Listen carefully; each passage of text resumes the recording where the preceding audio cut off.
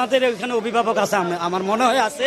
যা হোক, বেশি গভীরে যাব না, সব জানাজানি হয়ে যাবে জায়গা। আমাদের জাতির জনক বঙ্গবন্ধু শেখ মুজিবুর হাতে এই বিএফডিসি, সেখানে শিল্পীদের নিয়ে এত হানাহানি কেন হবে? এফডিসিতে সিনেমা বাইর হবে। এখন আপনি নির্বাচন যদি ওই ধরনের লোকের নির্বাচিত করেন, ওরাই সবই বানাবে ইনশাল্লাহ। না না, সিনেমা বানাবে, আমাদের কিছু শিল্পীর খোঁজখবর নিবে, আমাদের উন্নয়ন হবে, ওই ধরনের লোকরা আমরা ভোট দিব। ভাই, কি মনে করেন যে আপনাদের ইন্ডাস্ট্রিতে অভিভাবক আছে এখানে যারা খোঁজখবর নিতে পারে? আছে আছে, আমাদের এখানে অভিভাবক আছে, আমার মনে হয় আছে।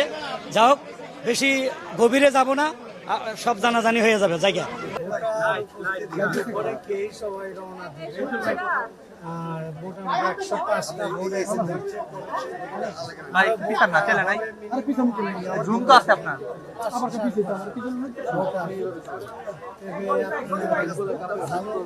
জুম করলে কাঁপে ভাই তবে সবাই মিলে মিশে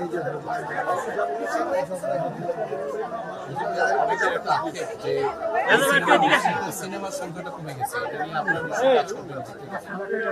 অবশ্যই বানালাম।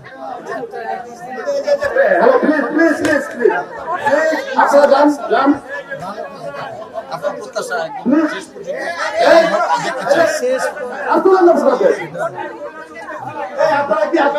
বিকাশে কম খরচে ক্যাশ আউটের লিমিট বেড়ে 50,000, প্রিয় এজেন্টও 2টা। ভোট দেখ, বাকিটা তো আল্লাহর উপরে। এই ইন্ডাস্ট্রি আপনার পরিচিত, এএফডিসি অনেকবার হচ্ছেন, এবারে হচ্ছেন ভোট দিতে। এবারে আসলে আপনি যারা পরিষদে আছেন তাদের কাছ থেকে কি প্রত্যাশা করেন, কি চান? না, প্রত্যাশা অনেক কিছুই। যারাই আসেন সবাই, যারা যারা এসছেন আগে, তাদের কাছেও একই প্রত্যাশা ছিল। এখন যারা আসবেন আল্লাহর রহমতে একই প্রত্যাশা থাকবে।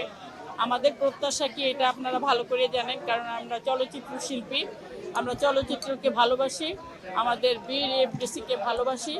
আমাদের জাতির জনক বঙ্গবন্ধু শেখ মুজিবুর হাতে এই বিএফডিসি, এই বিএফডিসি যার হাতে গড়া, সেখানে শিল্পীদের নিয়ে এত হানাহানি কেন হবে?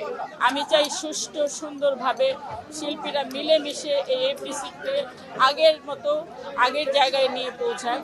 ছবি বানান, যেটা দরকার, যেটা আমাদের দরকার, এফডিসি যেন খালি না থাকে।